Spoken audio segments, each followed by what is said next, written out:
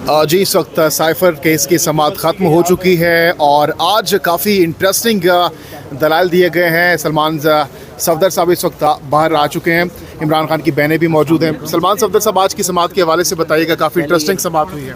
अच्छा एक सेकंड मैं एक मैसेज दे दूँगी इमरान खान का, क्योंकि हम जेल से आ रहे हैं।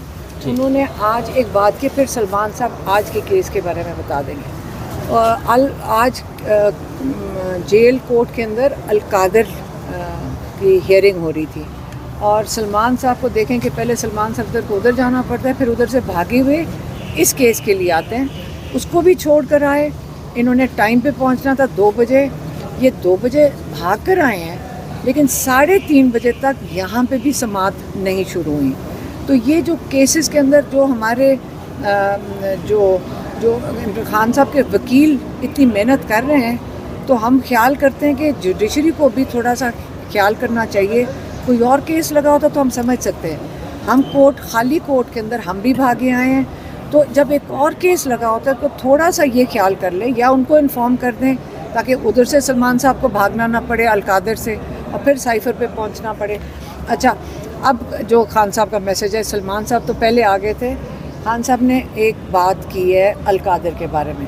उन्होंने कहा इनको भी पता है कि इस केस के अंदर कोई चीज़ नहीं है, कोई दम नहीं है।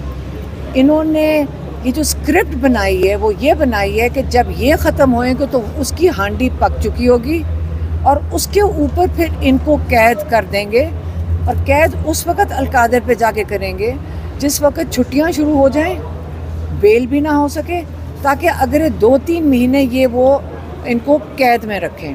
तो उनका अगर इरादा है तो पहले से ही खान साहब को पता है कि इन्होंने सितंबर अक्टूबर तक इनको कैद से नहीं बाहर आने देना। ये इमरान खान ने आज ये कह के भेजा है। और आप ये जो जितना हमारे ये लॉयर्स मेहनत कर रहे हैं और उनको थका रहे हैं, लेकिन इनका मुकाबला हम सलमान सफदर साहब को ख़ास इनको अप्रिशिएट करेंगे कि हमने देखा कि इन्होंने कितनी मेहनत करके इसको चलाई रखा है। इनको कितने 2-3 दफ़ा ये वापस गए हैं जेल के अंदर साइफर के लिए, और माशाल्लाह इन्होंने जो कंप्लीट किए हैं दलाइल, ये इनको नहीं मैंने बोलने देना, आज मैंने इनके बारे में बात करनी है, क्योंकि इन्होंने हमें इन पे बहुत भरोसा है, हम इनके एतमाद पे चलें, और इन लोगों ने हमें बड़े हौसले में रखा है, हमें इनके साथ बड़ी तसल्ली रही है, और इन्होंने अपने दलाइल जब मुकम्मल करें हमें भी लॉ समझ आ गया। अब ये है कि अब उनके दलाइल चल रहे हैं, अब ये चाहे 10 दिन घसीटें, इसमें ना हमारे मतलब जो हमारी टीम है उनका कोई रोल है। अब ये नहीं पता, या बाकी सलमान सफदर साहब बताएंगे कि क्या है। जी टेस्ट मैच शुरू हो गया है। देखिए, टेस्ट मैच नहीं, मैं सबसे पहले तो बहुत शुक्रगुजार हूँ। मेरे लेफ़्ट पे अलीमा आपा हैं, इमरान खान साहब की बहन है, मेरे राइट पर शाह महमूद कुरैशी साहब की मिसेज़ हैं। मेरे लिए it's a moment of honour कि दोनों क्लाइंट्स जो हैं they have full trust and confidence in our professional legal abilities. मैं इस बात की तायीद करता हूँ कि जब एक शख्स के ऊपर 2 साल से लगातार मुकदमे बन रहे हों, 200 से ऊपर मुकदमे हों, हर किसी के लिमिटेड वसाइल होते हैं, कितने वकील आपने इंगेज करने, कितने लॉयर्स आपने अपॉइंट करने, वो कहाँ भागें, वो कहाँ जाएं। और आपको प्रोफेशनल लॉयर्स जो हैं वो रखना भी अपनी चॉइस का है। केसेस भी बड़े मुश्किल नौइयत के बनाए गए हैं, तो हम कभी एक अदालत में भागते हैं, कभी दूसरी अदालत में भागते हैं, ये ज़्यादती है।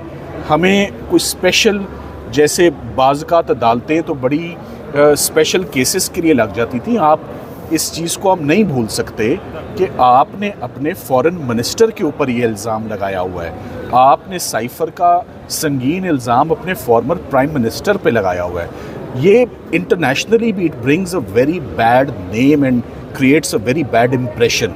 ऐसे इम्प्रेशन को तो टॉप प्रायोरिटी पर आपको सुनना भी चाहिए और एक्सपीडिशियसली उस पर फैसला भी देना चाहिए। तो मैं इस बात से एग्री करता हूँ कि हमने साइफर के केस को हमने ऐसे आर्ग्यू किया है जैसे कभी किसी केस को इतने बुरे तरीके से डिमोलिश और इतने बुरे तरीके से कभी किसी केस को डिस्ट्रॉय नहीं किया जैसे साइफर को किया है। सो जब कर दिया और सारी बातें भी क्लियर हैं, तो उसके बाद फिर ये टॉप प्रायोरिटी पर इंसाफ के तकाजे तभी पूरे होंगे अगर जल्द अज जल्द इसका फ़ैसला आएगा।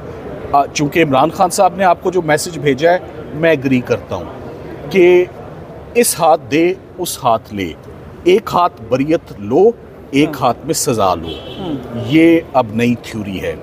ये इसलिए केस लंबा अब चल रहा है और सरकार इसको घसीटेगी, सरकार इसको लंबा करेगी कि मीनवाइल जो अल-कादिर में चूल्हा तेज़ हो जाएगा और एक और केस में बिला जवाज़, Al-Qadir case is a case of no evidence, कि अल-कादिर में कन्विक्शन होगी। कब कन्विक्शन होगी? आज का इंटरव्यू याद रखिएगा। कब कन्विक्शन होगी? आज से महीने सवा महीने के अंदर अंदर होगी। तब तक ये गर्मियों की छुट्टियां होंगी, अपील आएगी और 2-2.5 महीने वो चली जाएगी बैक बर्नर पे। So this is all orchestrated as they say in English. सो ये फेयरनेस यही डिमांड करती है, ये हमारा तकाजा भी। हम कितने दिन आए यहाँ पर इंसाफ मांगने, साइफ़र केस में ही आके थक गए। साइफ़र केस में मैंने अपने आवर्स काउंट किए, 18 घंटे बहस किए मैंने, 11 दिन 18 घंटे। अब सरकार शुरू हुई है, आपने फरमाया टेस्ट मैच, तो और वही बातें वो दोहराना शुरू हो गए। ये बात दुरुस्त है, बच्चे को अब समझ आ गई है कि साइफ़र क्या है, जुर्म हुआ है या नहीं हुआ। सहाफ़ियों को भी समझ आ गई, क्योंकि आते जाते आप सब लोग सवाल पूछते हैं कि लंबा क्यों हो रहा है। आप तो कह रहे थे बहुत मुख्तसर केस है, बाज़ चीज़ें मेरे बस में हैं, बाज़ चीज़ें मेरे बस में नहीं हैं। तो हम सिर्फ दुआ कर सकते हैं कि बेटर सेंस प्रिवेल करे और इन केसेस को, इनका इम्प्रेशन मुल्क के साथ जुड़ा हुआ है इन केसेस का, ये सीरियस नौयत के मुकदमात हैं। इसके लिए तो आपको सैटरडे संडे भी बैठना पड़ेगा, कॉज लिस्ट कैंसिल करके 9 बजे से लेकर।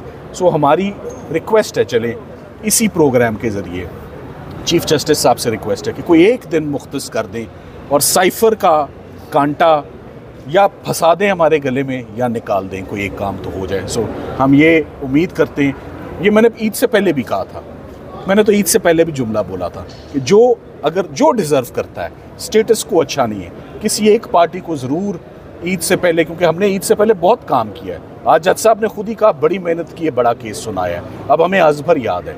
तो मेरा ख्याल है कि साइफ़र का मामला बहुत ड्रैग हो गया है, इस हद तक ड्रैग हो गया है कि अब अच्छा नहीं लग रहा। इसमें जितना जल्दी अब फैसला आ जाए उतना ही बेहतर है। Thank you very much. जिस ऑडियो लीक का हवाला दिया जा रहा है उसकी क्या हैसियत है? देखिए, ऑडियो लीक पे, इसको हम कहते हैं fruits of poisonous tree. Audio leaks पे जिस जगह आप लोग खड़े हैं, मैं खड़ा हूँ, जस्टिस बाबर सत्तार की जजमेंट ऑलरेडी आ चुकी है। बाबर सत्तार साहब ने कॉम्प्रीहेंसिवली कि ये ऑडियो लीक्स जिसका कोई सोर्स नहीं होता, जिसका कुछ पता नहीं होता। अब मैं आपको किस्सा मुख्तसर बता दूँ, वो बात ये हो रही थी कि जो साइफ़र की दरख्वास्त आई थी वो तो एक ऑडियो लीक के लिए आई थी। ये कहाँ से बात शुरू हुई और कहाँ बात ख़त्म हुई, ऑफिशियल सीक्रेट्स एक्ट, रिटेंशन, ये सारे इल्ज़ामात कौन लाया, कितनी दरख्वास्तें आईं, असल दरख्वास्त कब आई। आज जितनी बड़ी बात करने लगा हूँ, आज बिल्कुल डेट्स और तारीख़ें दी हैं हामिद अली शाह साहब ने, सरकार ने।